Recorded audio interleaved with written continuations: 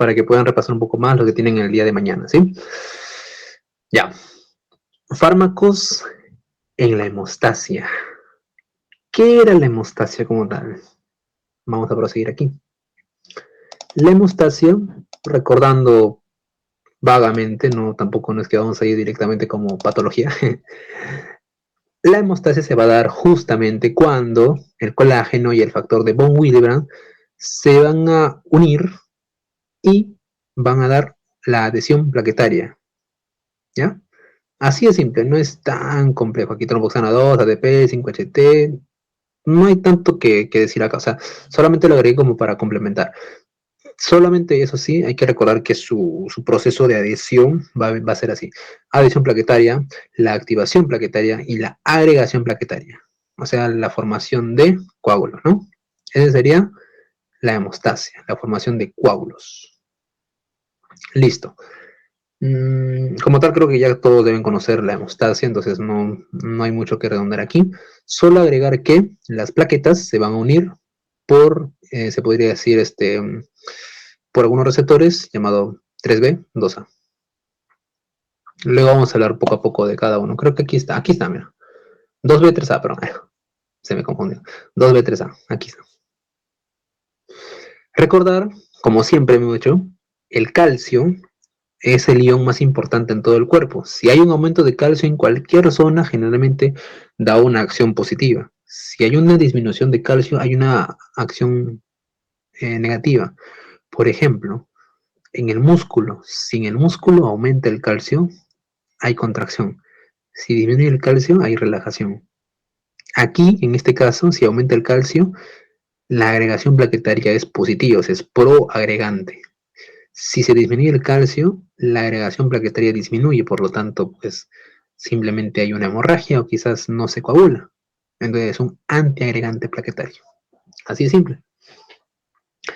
Fármacos. Vamos a ver 4 tipos de fármacos. En verdad vamos a ver 5, porque hay uno extra que dio el profesor en la práctica, pero vamos a ver 4 en especial. Los antiagregantes plaquetarios, los anticoagulantes, los fibrinolíticos y los antifibrinolíticos, ¿sí? En el caso de los antifibrinolíticos, son procoagulantes, ¿sí? Es un tipo de procoagulante. ¿Ya? El extra todavía no lo vemos, todavía no lo vamos a ver. Primero empecemos en orden. Antiagregante plaquetario. Hablemos de un AINE.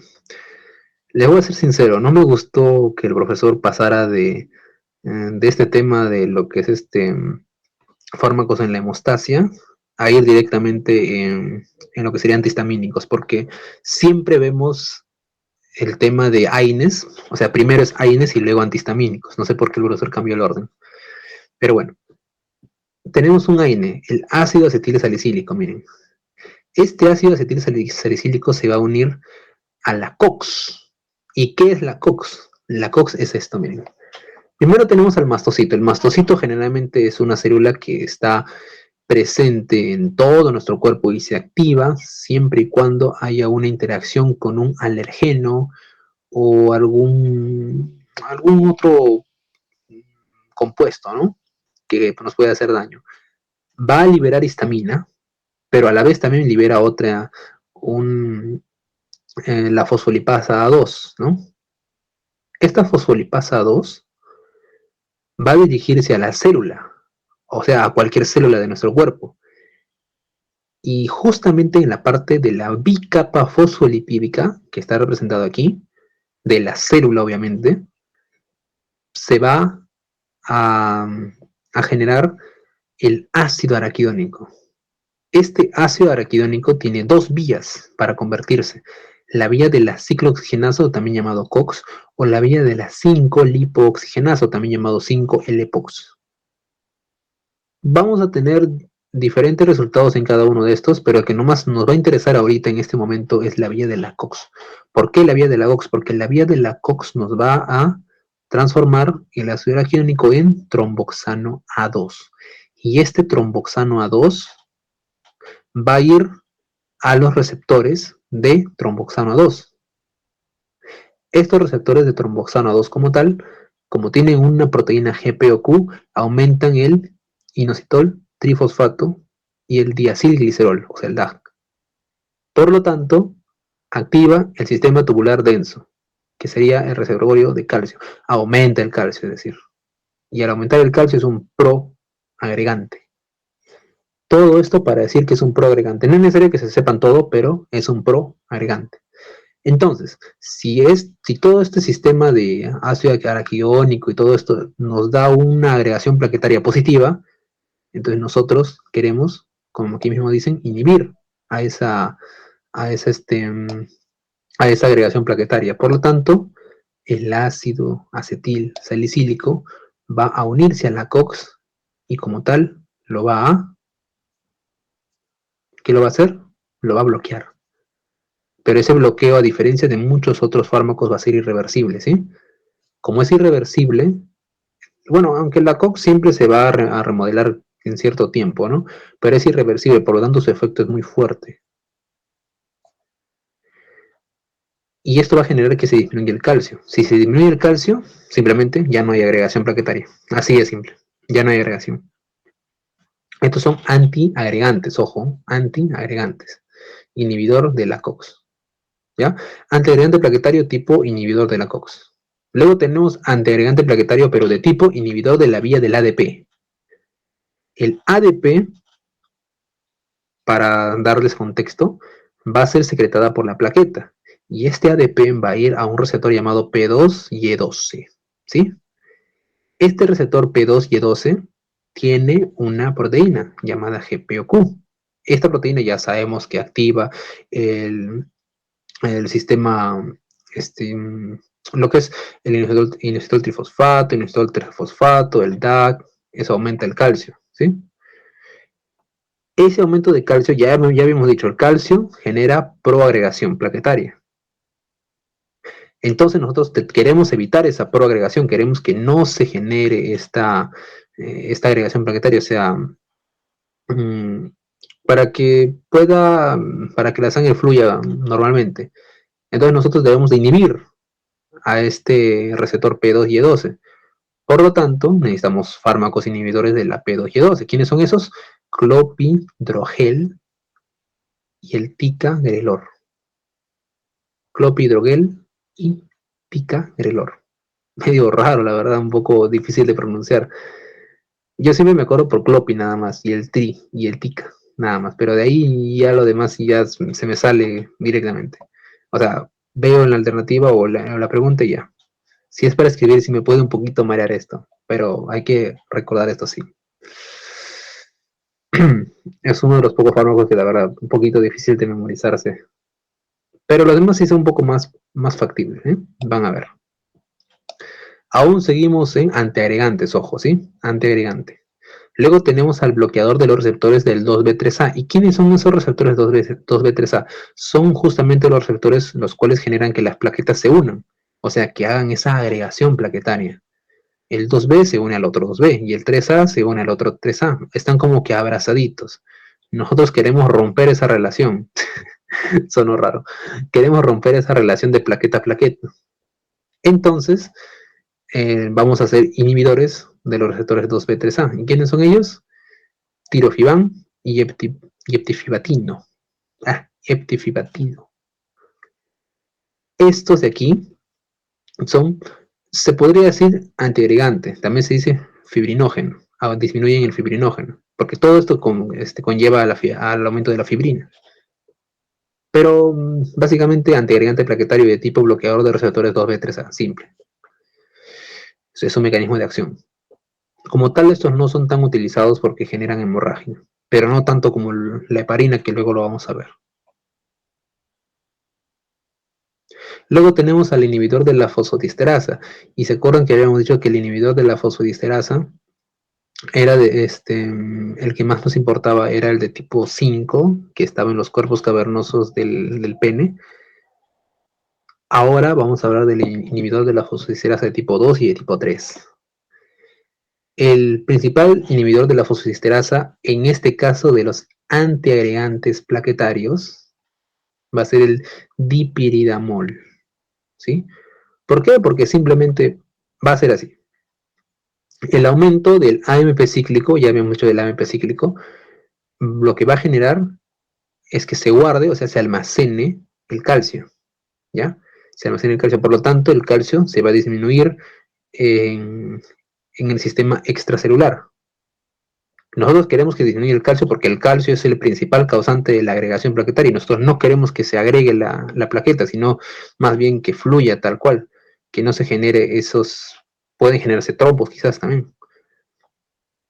Entonces este calcio se va a guardar en el retículo sarcoplásmico de las células. Eso gracias al AMP cíclico, pero ya sabemos que el que siempre arruina la fiesta es la fosfodiesterasa. La fosfodiesterasa va a generar que el AMP cíclico se convierta en AMP, solamente en AMP. Y ese AMP es se podría decir, es, es simplemente inactivo. Al ser inactivo, ya no se guarda el calcio. Si ya no se guarda el calcio aumenta simplemente. Nosotros lo que queremos es que esto no se genere y que más se genere el guardado de calcio para que ya la, disminuya la hemostasia. Por lo tanto, inhibimos a la fosfodiesterasa aquí. De tipo 3 dijeron, pero yo encontré también de tipo 2. Inhibimos a la fosfodiesterasa aquí. ¿Sí? ¿Quién Perdón, hace? ¿qué Dime. fosfodiesterasa era? Dijeron de la tipo 3, pero yo encontré la de tipo 2 también acá. Pero igual, si pregunta, como tal, tipo solamente fosfodiesterasa, porque la fosfodiesterasa es no selectiva. Generalmente todas las fosfodiesterasas actúan como tal. No es selectivo, es igualito como los fármacos beta no selectivos. Así que no hay tanto que decir acá. Pero si coloca qué fosfodiesterasa es, simplemente coloca de tipo 3 como lo dijeron en clase, porque ya hay que hacerle caso al profesor nada más. ¿Sí? Pero para estar más seguros, fosfodiesterasa, solo eso. ¿Está bien? Sí, sí, gracias. Listo. Ya. Un momentito. Disculpen la garganta. Listo. Ya hemos terminado con los antiagregantes. Pero ¿qué pasa si nosotros no podemos evitar que esas plaquetas se unan, o sea, que se agreguen? Entonces preferimos un anticoagulante. Esos anticoagulantes ya van a ser una segunda, ¿cómo se puede decir? Vamos a evitar que se forme la capa de fibrina. Para eso hay que recordar, y ya sé, yo sinceramente odié este tema. Yo lo odié este tema personalmente, pero ya bueno, a recordar. Tenemos al factor 10, va a pasarse a factor 10A.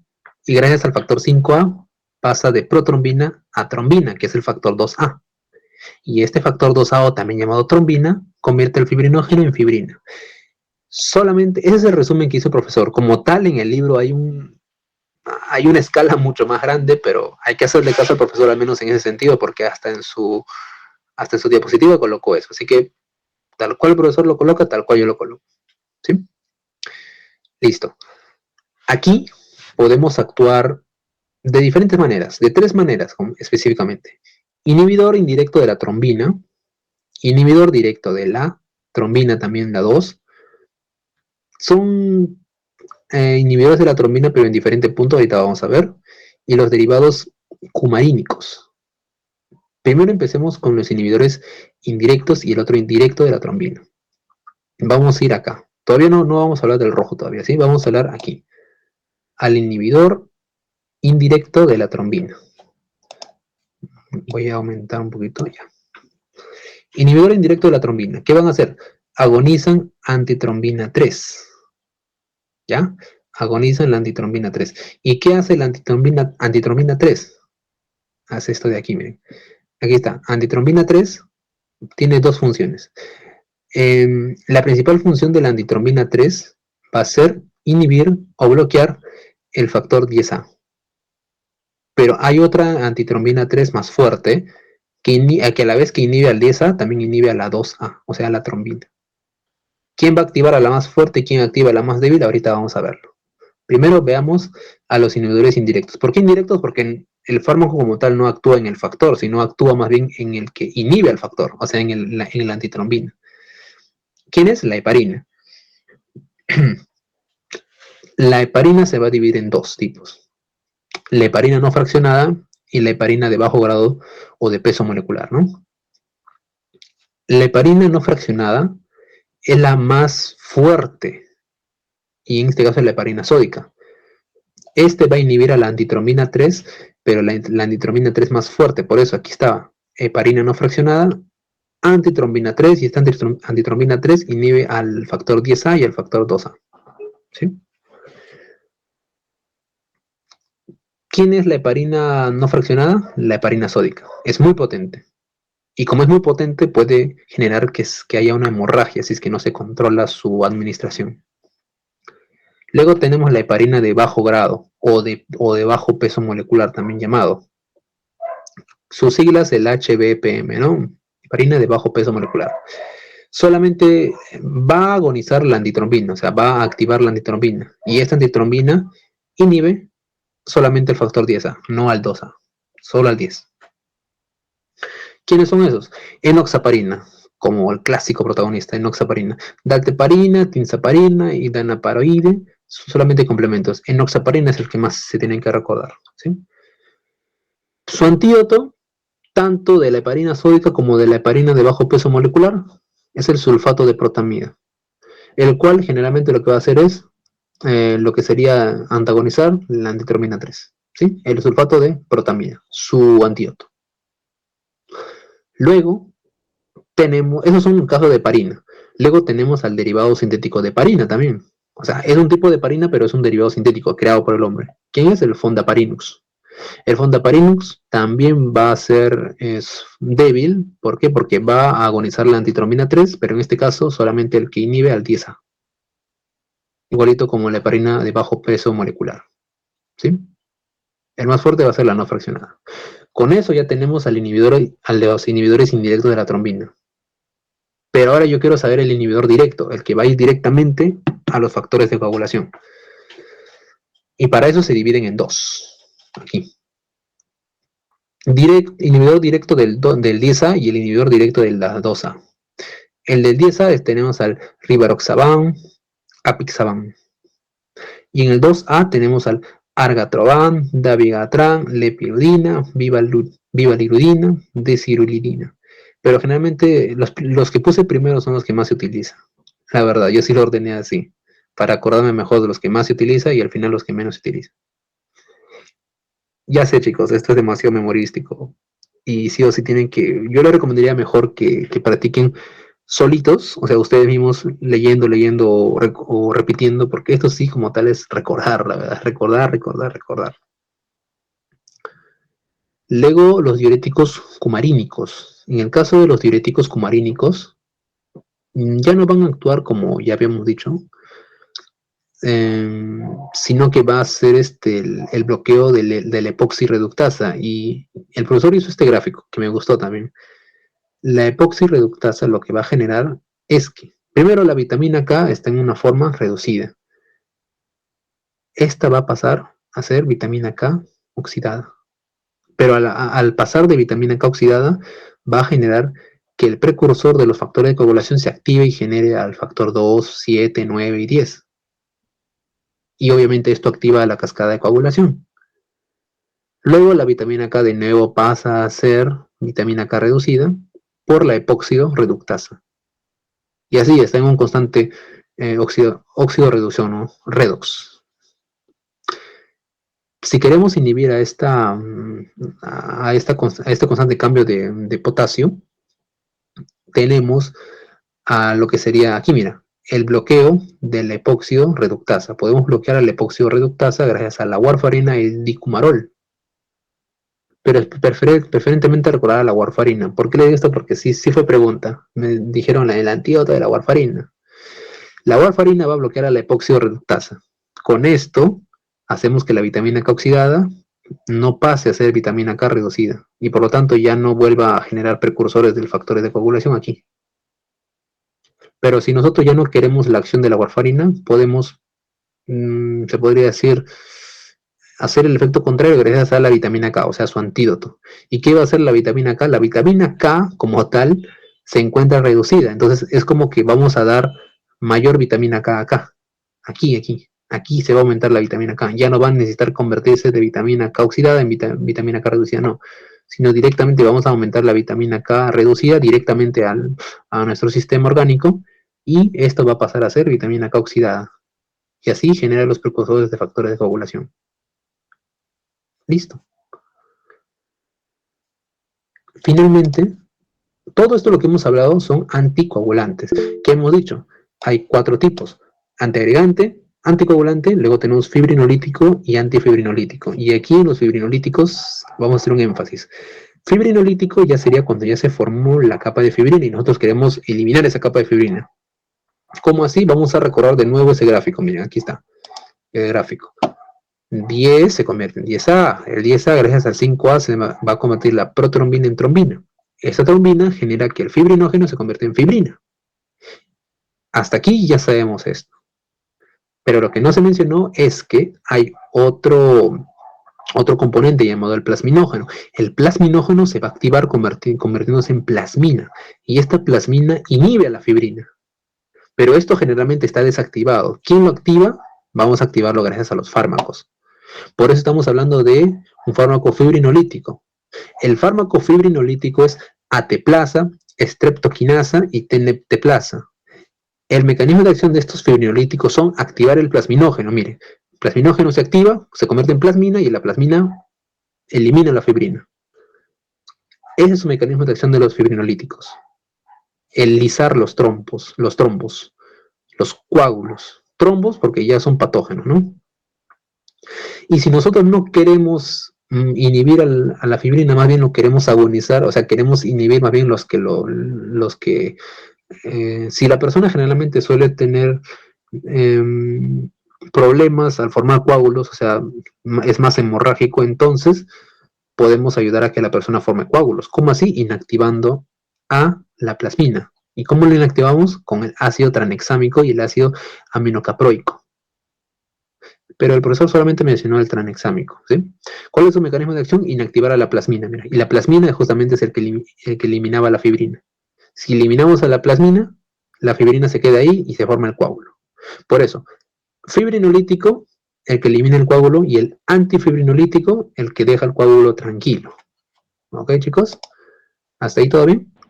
Omar, Dime. pero es el fármaco se llama Alteplasa. Alteplasa. Ah, sí, pero yo lo encontré a Teplaza. Sí, sí, sí. Y arriba donde mencionaste sobre los cumarínicos, Ujú. tú pones diuréticos cumarínicos. Sí, diuréticos cumarínicos, como tal. Es derivados cumarínicos. Es cierto. Ay, qué bestia, sí, sí, sí, sí. Derivados, ay, ay, ay. ¿Qué dice, qué dice? Sí, es cierto, es Claro. cierto. Sí, es cierto, es cierto. Gracias por la corrección. Porque ahí no tiene que ver con diuréticos. Sí, sí, ay, me confundí acá, sí, es derivado, más bien gracias por la corrección. Ay, sí, ay, ¿qué dice? Okay. Sí, sí. Disculpen chicos acá. Ah, los nombres no puede ser. Ya, bueno. Derivados cumarínicos, ya. No, más bien, muchas gracias por la corrección, Edwin, ¿sí? Ah, Ya, Omar, no te preocupes. bueno, bueno. Ya que podemos hacer, ya está hecho, ya que más bien disculpen chicos. Derivados era así, sí, sí. Ah, ya. Listo. Eso sería prácticamente en parte de la hemostasia. Ahora, lo que vamos a ver son los antihistamínicos. Y como tal, esto es un tema más chévere, más bonito, pero como les digo, el problema de los antihistamínicos es que primero se deben ver los AINES, porque si no, no se entienden mucho los antihistamínicos. Pero voy a hacer lo más posible para que se entienda mucho mejor, porque no sé por qué el profesor cambió el orden. Primero se ven AINES, que es en el sistema del dolor, para recién ver antihistamínicos. Pero bueno, antihistamínicos. Aquí está. ¿Cuántas páginas son? Primero quiero ver. Ah, ya vamos a terminar esto de aquí. Sí, porque ya me está doliendo la garganta, chicos.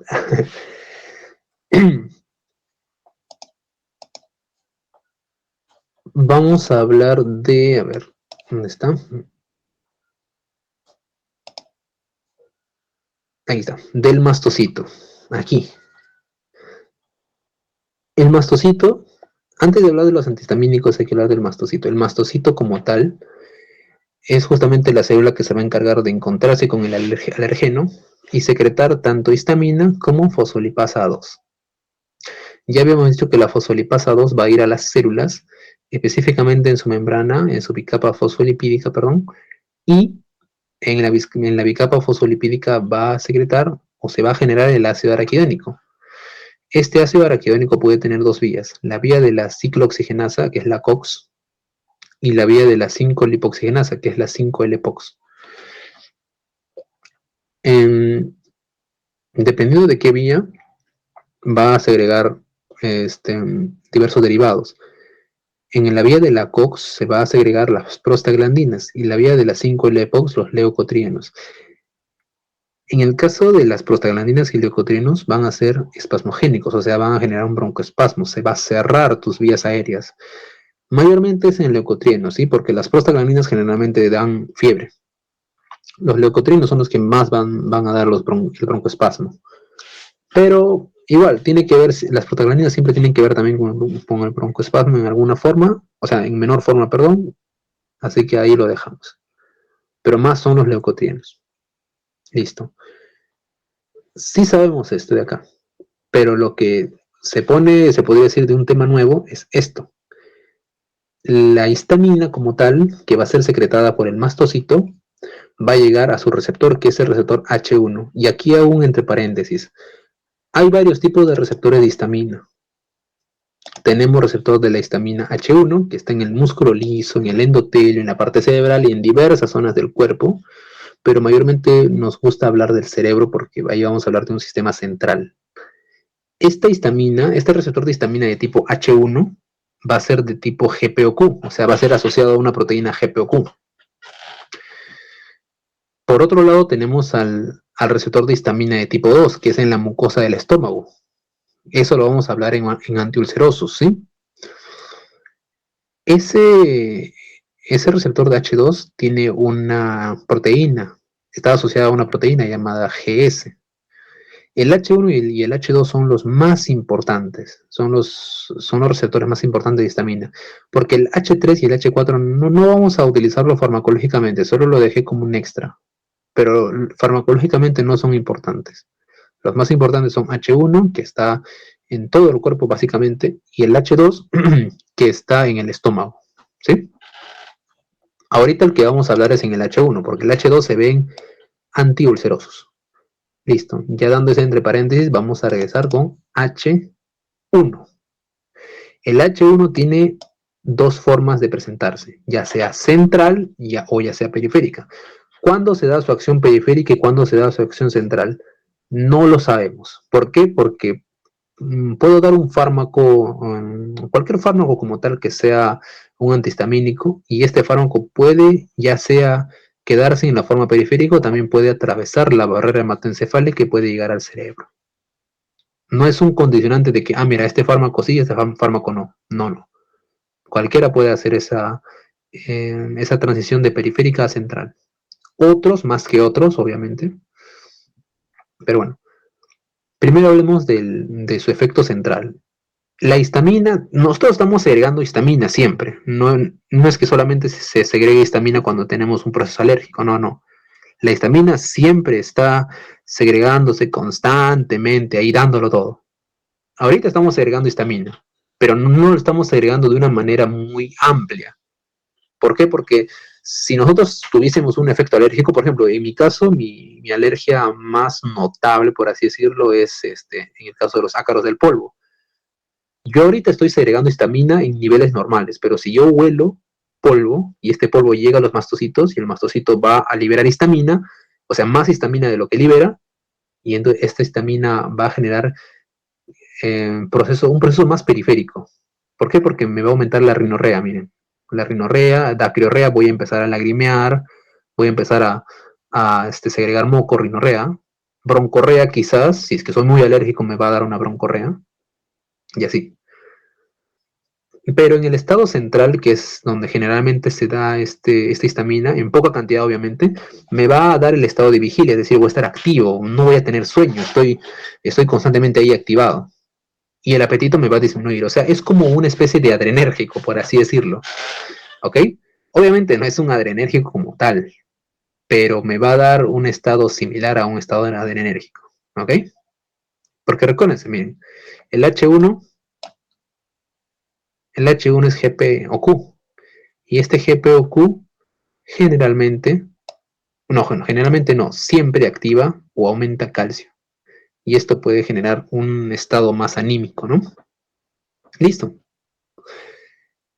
Ese es en el caso central. En el caso periférico, ya habíamos dicho, va a dar una vasodilatación. Esta vasodilatación hace que tengamos rinorrea, dacriorrea en los ojos, broncorrea en la parte del músculo bronquial.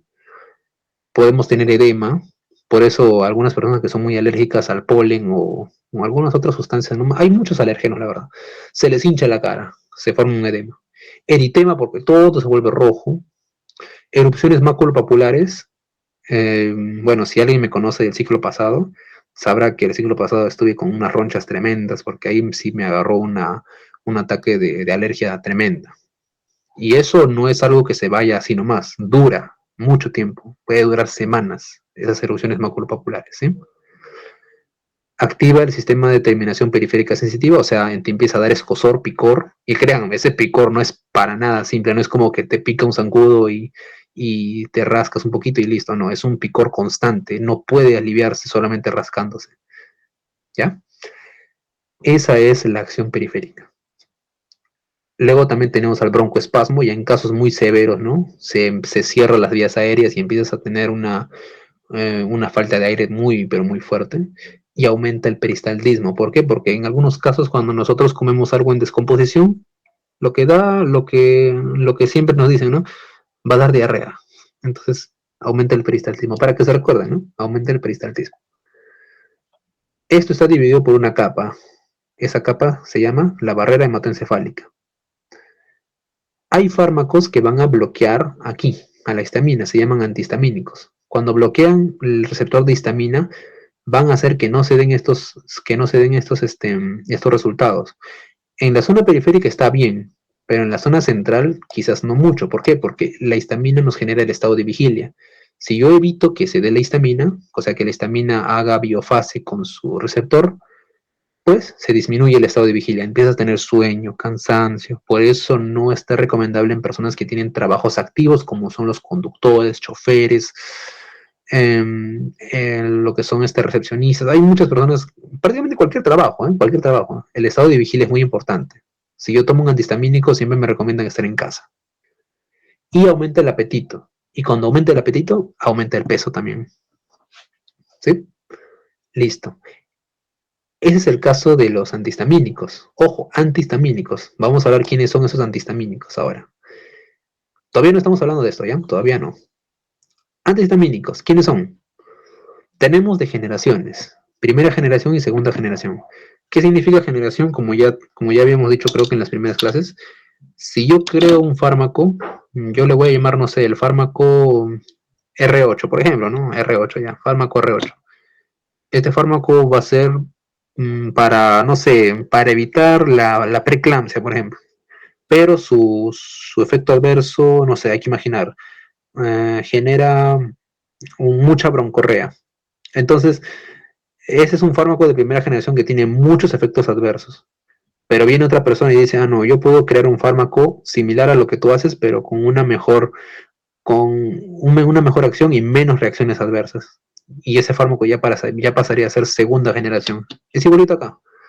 Los de primera generación son buenos para su trabajo, pero tienen muchos efectos adversos.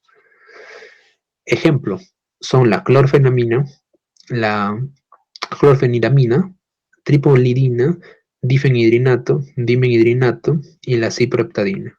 Los más importantes son estos dos primeros y los dos últimos, clorfenamina y clorfeniramida. La clorfenamina es un clásico. Cuando tienes un proceso alérgico, te lo inyectan directamente. Clorfenamina inyectable, ¿sí? Te lo inyectan directo.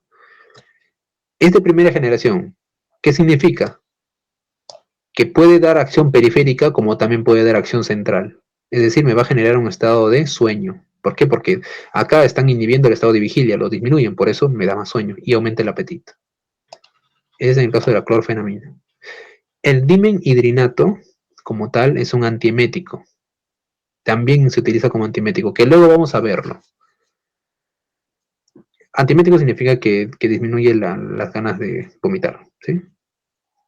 Y la ciproheptadina nos va a ayudar generalmente en el aumento de apetito. ¿Por qué? Porque el apetito está disminuido cuando la histamina está presente, pero si nosotros bloqueamos la histamina, el apetito aumenta. Y cabe la casualidad que la ciproheptadina tiene una mayor afinidad a este segundo síntoma, o bueno, a este segundo síntoma que es el aumento de apetito. Por eso siempre se utiliza cuando las personas tienen algún condicionante, algunos problemas alimenticios, se le recomienda ciproheptadina para que se aumente el apetito de la persona y empiece a subir de peso. ¿Sí? Esos son los de primera generación, que su reacción adversa más importante es que la probabilidad de atravesar la barrera hematoencefálica es muy alta probabilidad, ¿ya? Por otra parte, tenemos a la segunda generación. En el caso de la segunda generación ya son más específicos a lo que sería la acción periférica, que es justamente donde queremos atacar. Pero no significa que no van a atravesar la barrera hematoencefálica, solamente que tienen menor probabilidad de atravesarla. Obviamente su costo es mucho más alto. Por ejemplo, cetiricina, loratadina, levocetiricina, desloratadina, fenoxfenadina y ropatadina, ¿sí? Yo me acuerdo que siempre me memorizaba así, cetiricina más levocetiricina. Solamente agregas el levo. Loratadina y le agregas la desloratadina. Estos otros dos no he preguntado mucho, pero esto sí. Cetiricina, levocetiricina, loratadina, desloratadina. ¿Sí? Segunda generación, más específico en la acción periférica y ya no pasa a ser acción central.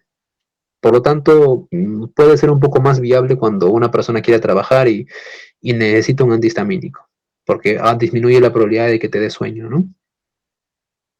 Listo. No son tanto los antihistamínicos como tal, para memorizarse.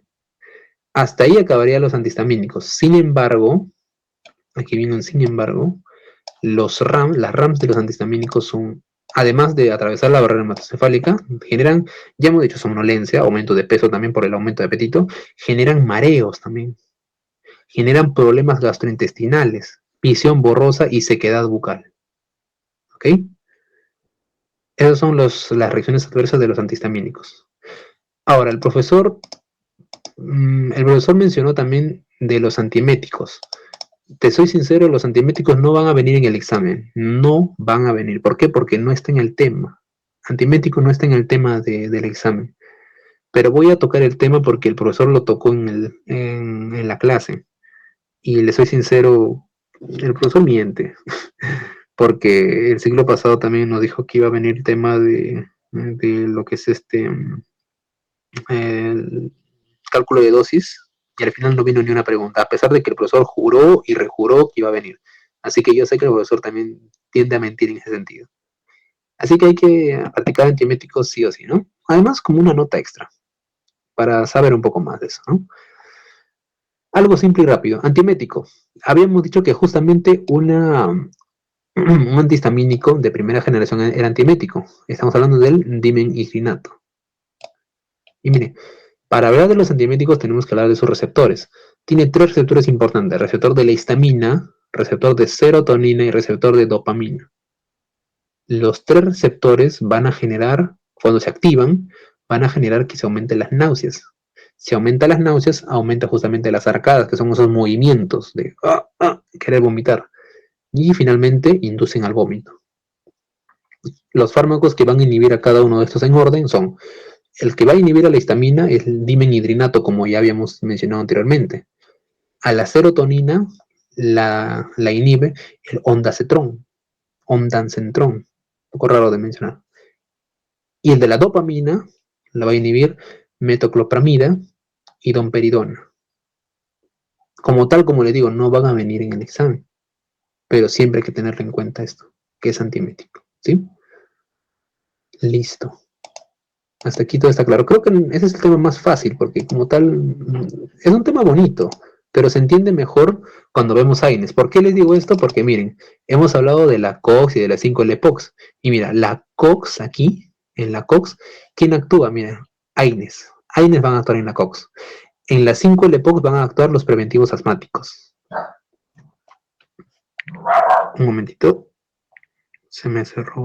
Ya.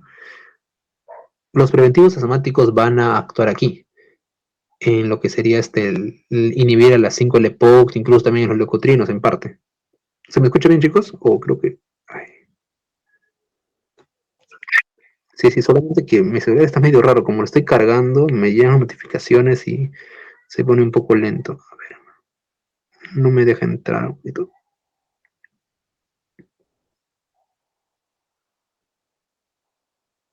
Un momentito, chicos. Estoy... Ya, creo que ya. Ya está, listo. Ya.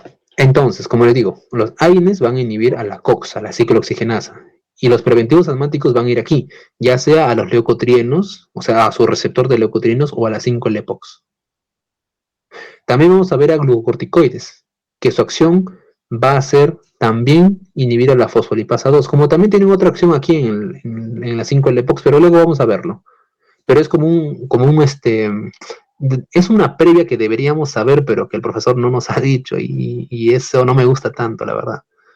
Pero bueno, aquí lo coloqué como un extra, ¿no? Donde actúa el AINE, donde actúa el preventivo asmático, donde actúa el glucocorticoide. Y finalmente tenemos a los fármacos en la vía respiratoria.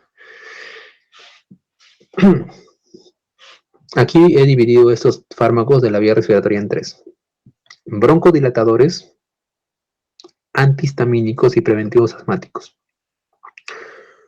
¿Cuándo se va, perdón, antiasmáticos, perdón, antiasmático? ¿Cuándo se va a utilizar broncodilatadores? Cuando una persona tiene un ataque no sé, un ataque de cierre del músculo lisobronquial, cuando se le cierra por un ataque, no sé, que es asmático o tiene problemas con algún alimento, es alérgico, etcétera, ¿no? Se va a utilizar generalmente en estos casos. Es como un auxiliar rápido. Es algo rápido que al toque le das y simplemente la persona va a responder a este broncodilatador. No es para utilizarlo constantemente, sino es para dárselo a una persona que está así en ese momento de bloqueo en la zona respiratoria, rápido. Los antiasmáticos ya son fármacos que se utilizan a larga data, es decir, es un proceso poco a poco. Tú le vas a recomendar a una persona antiasmático constantemente para que vaya mejorando su estancia. Y los preventivos asmáticos son para que las personas que tienen esos problemas de asma disminuyan sus cuadros cuando generalmente tienen estos momentos en mm, donde tienen problemas, cuando ya se les cierran las vías aéreas. Para prevenir esos eventos colaterales tenemos esos preventivos asmáticos, ¿no? Para que las personas estén más tranquilas. Listo, ya dividido esos tres fármacos, vamos a hablar. No es tanto, es solamente lo tuve que comprimir en una sola hoja, pero sí se va a entender. Primero tenemos a los broncodilatadores. Como ya habíamos dicho, son fármacos que se van a utilizar en el momento. Cabe recalcar que cuando una persona, lo voy a hacer con ejemplos, ¿sí? Cuando una persona está en un estado de pánico, suponiendo que una persona es asmática y justo tiene ese cuadro asmático, y tú no sabes qué hacer, la persona te empieza a decir algo, te empieza a señalar algo, te señala justamente su ampolla de adrenalina, y esa ampolla de adrenalina es justamente la que se va a utilizar en estos casos. ¿Por qué? Porque la adrenalina va a ser agonista de todo, de alfa 1, alfa 2, beta 1 y beta 2. Pero en este caso va a ser más efecto en el beta 2. ¿Por qué? Porque el beta 2, al agonizar el beta 2, lo que va a hacer es disminuir el calcio. Ya sabemos todo el proceso de cómo disminuir el calcio. Y al disminuir el calcio, genera que se relaje el músculo liso bronquial, o sea, la broncodilatación. ¿Ok? Es en el caso de la adrenalina. ¿Hay otros fármacos que van a similar, o sea, que van a ser similar a la adrenalina? Por supuesto que sí. Pero el principal fármaco auxiliar broncodilatador es la adrenalina. ¿Sí? Luego vamos a ver algunos que simulan la adrenalina. Luego tenemos a los inhibidores de la fosfodiesterasa, porque la fosfodiesterasa, como tal, siempre va a estar ahí y va a inhibir al AMP cíclico, convirtiéndolo solamente en AMP. Por lo tanto, si inhibimos a la fosfodiesterasa, inhibimos bueno, como tal, si inhibimos ya pasa todo este proceso para que la persona broncodilate. Eso es en el caso de los receptores beta 2. Luego tenemos a los receptores M3, que serían los muscarínicos de tipo 3, que generalmente están en el músculo liso, músculo esquelético como tal. Pero aquí nos vamos a enfocar en el que está en el músculo liso bronquial. ¿Por qué? Porque va a generar broncoespasmo. ¿Ok? Si genera broncoespasmo, nosotros queremos bloquearlo. Aquí era agonizarlo. Aquí es bloquearlo. Entonces voy a bloquear al receptor M3 para que no me genere un broncoespasmo. Ahora sí podemos hablar de fármacos. Habíamos dicho primero en el beta 2. Beta 2 tenemos que agonizarlo para que genere la broncodilatación. Tenemos aquí a lo que sería el SABA y el LABA. El SABA es de acción corta, Small Action Beta, no me acuerdo bien. La cosa es que son agonistas beta 2 de acción corta. ¿Por qué de acción corta? Porque generalmente duran entre 6 a 8 horas, ahí está escrito.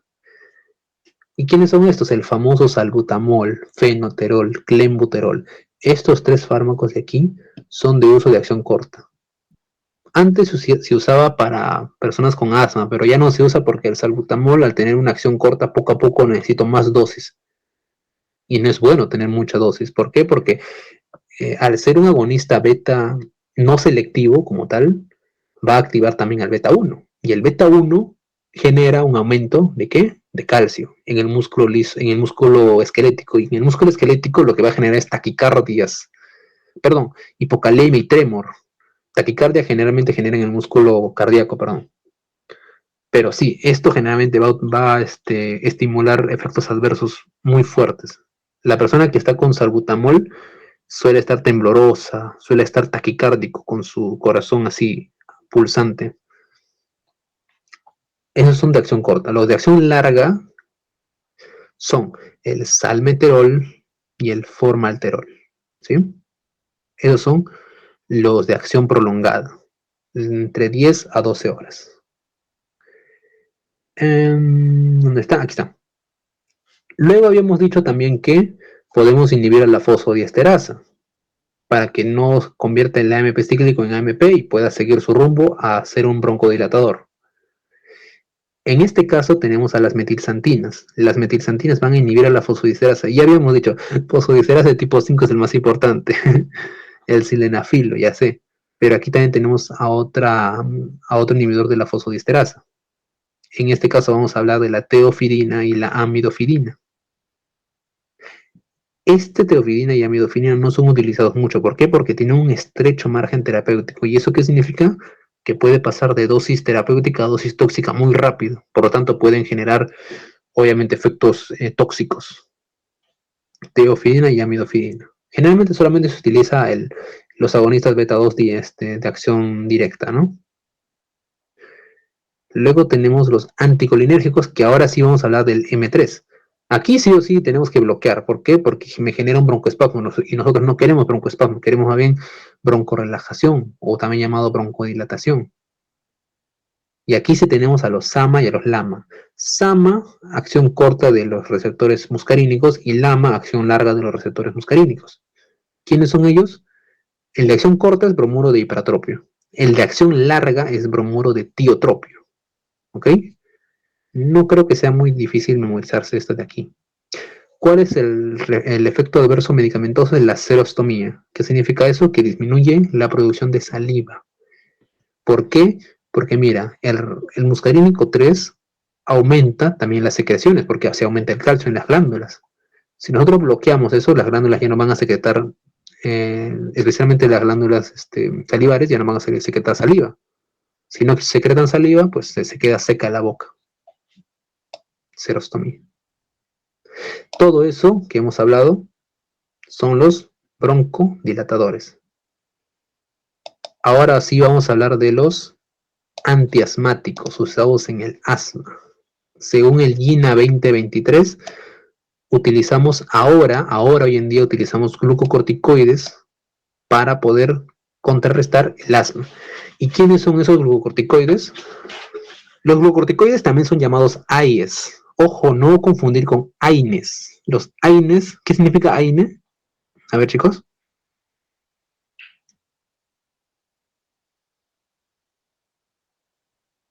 Inflamatorio no esteroideo. En este caso, el glucocorticoide sí es esteroideo, por lo tanto es un antiinflamatorio esteroideo. O sea, es un AIE. Lo digo porque también en las preguntas así de tipo falso, verdadero, pueden colocarnos ahí, ¿no? Los AIES son, y uno puede confundirse con AINES. Podría decir, se comió la N. No, no. Los AIES son los glucocorticoides. ¿Ok, chicos? Listo. Estos glucocorticoides se van a dividir en dos, los inhalatorios y los sistémicos.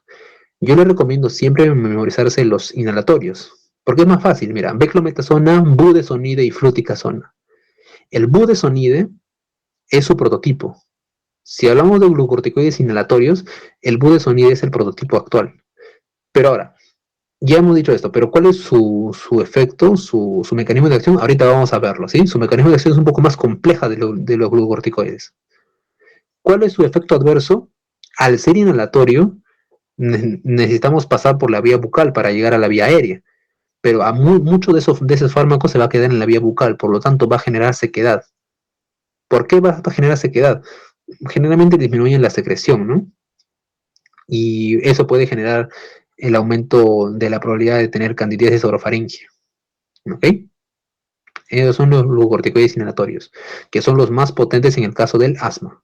También tenemos sistémicos, pero en los sistémicos son, ¿cómo puedes decirlo? No son tan relevantes aquí, al menos no aquí, ¿ya? Tenemos a hidrocortisona, dexametasona, prednisona, metilprednisona, triamcinolona, mometasona, betametasona, deflazacort, ¿ok? O también llamado deflazaca. Estos de aquí son los corticoides sistémicos y tienen diversas formas de administración. Por ejemplo, betametasona en gran parte es como ungüento. Y en el caso de la hidrocortisona generalmente es inyectable. Se suele administrar cuando personas también tienen problemas, cuando son alérgicos, ¿sí? Dexametasona, clásica pastilla también, igualito también hay inyectable. Es el más potente de los glucocorticoides sistémicos, ¿sí? En el caso de glucocorticoides sistémicos es el más potente, mucho más potente que los demás. La prednisona se utiliza contra las personas, contra la artritis reumatoide, para tratar la artritis reumatoide. ¿Por qué? Porque todos los glucocorticoides te van a disminuir el sistema inmune. Es un RAM, por si acaso, es una reacción adversa, disminuir el sistema inmune, ¿sí? Ahora, ¿cuál es su mecanismo de acción? Su mecanismo de acción es un poco más compleja porque requiere saber la fase génica y la fase no génica, o también llamado fase genómica y fase no genómica. Aquí tenemos la célula, cualquier célula como tal.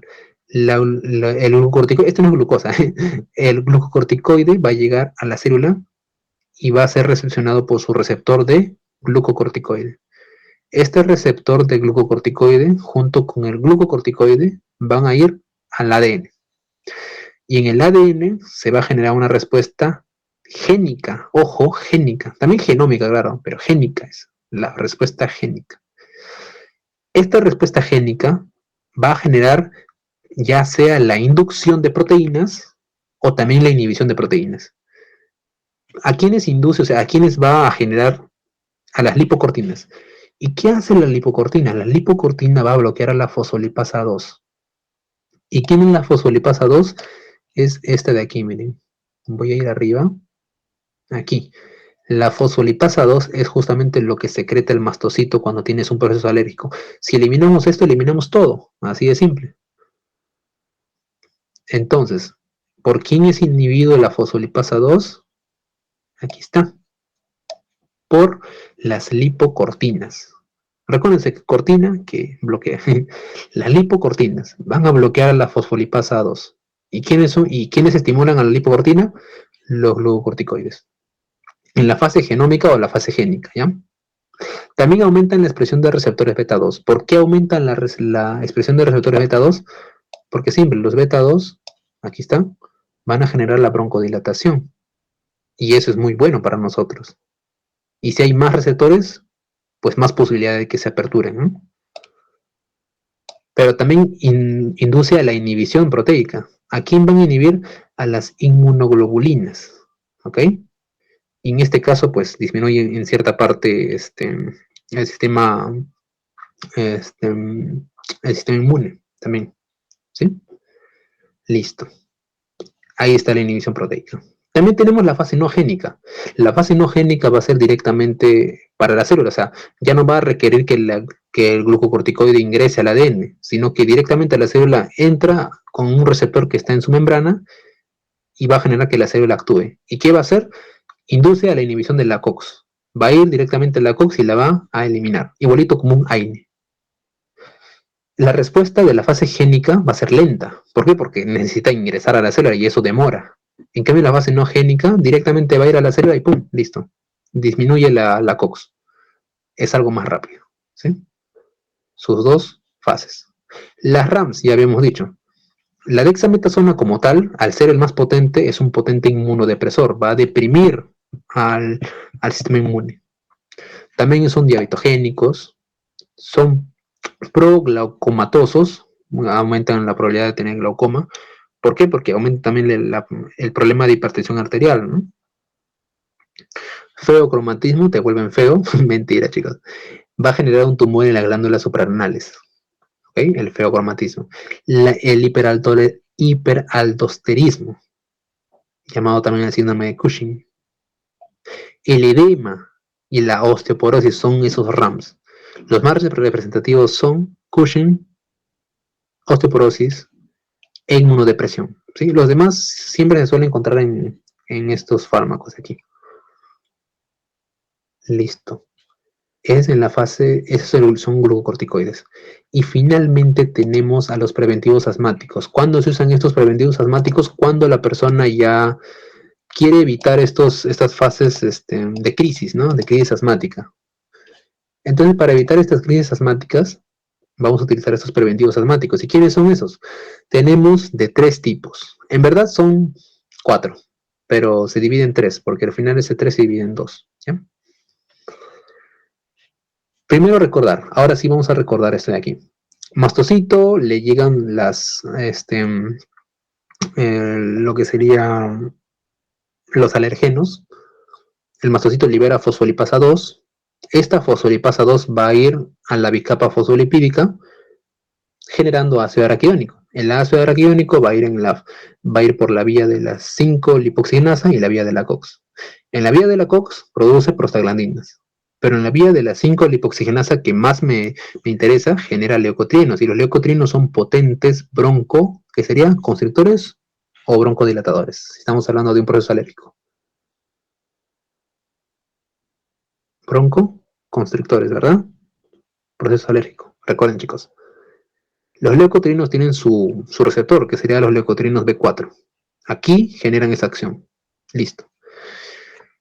Ya recordando eso, ahora vamos a saber cuáles son esos preventivos asmáticos. Primero tenemos a las cromonas. Aquí, número 1, cromonas. ¿Quiénes son? El cromoglicato y el nedocromilo, que son fáciles de recordar porque en su nombre tienen el cromo, ¿no? Cromonas.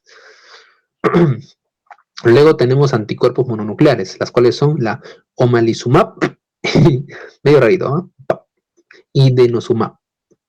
Estos de aquí, junto con las cromonas, tienen la acción de que el alergeno, mira, aquí está 1 y 2, el alergeno no llegue a activar a esos receptores de los mastocitos. Por lo tanto, el mastocito ya no se desgranula y ya no libera fosfolipasa 2 ni tampoco histamina. ¿Ok?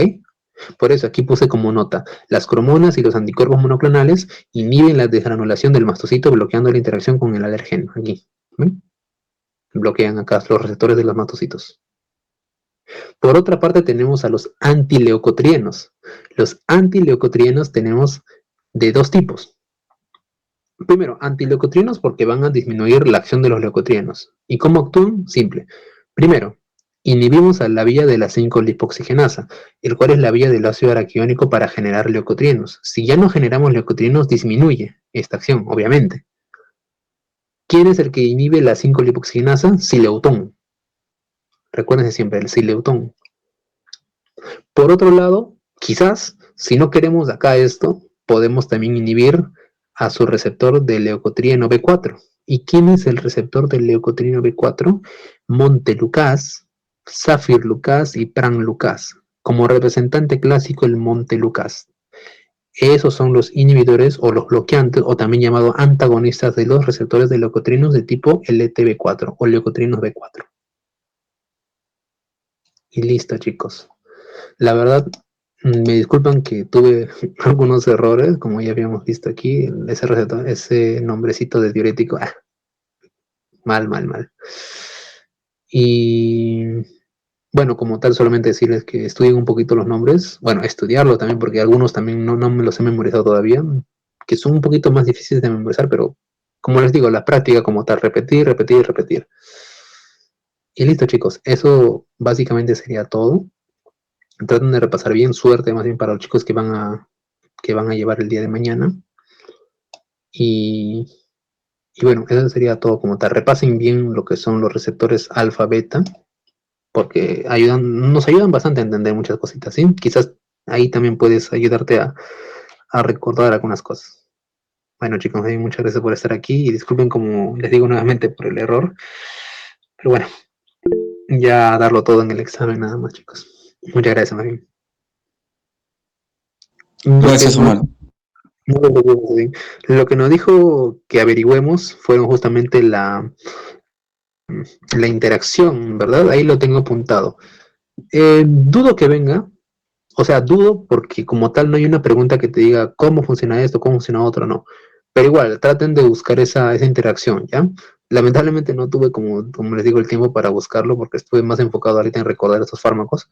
Pero de por sí ya les digo que una de las interacciones que nos mencionó el profesor, o sea, que nos preguntó, fue esta de aquí, las que les mencioné aquí del beta, ¿dónde está?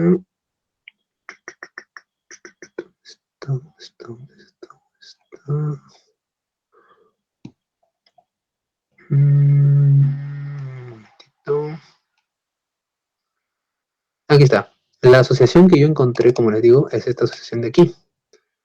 La que les había dicho, el sacubitril y el valsartán, el BRA.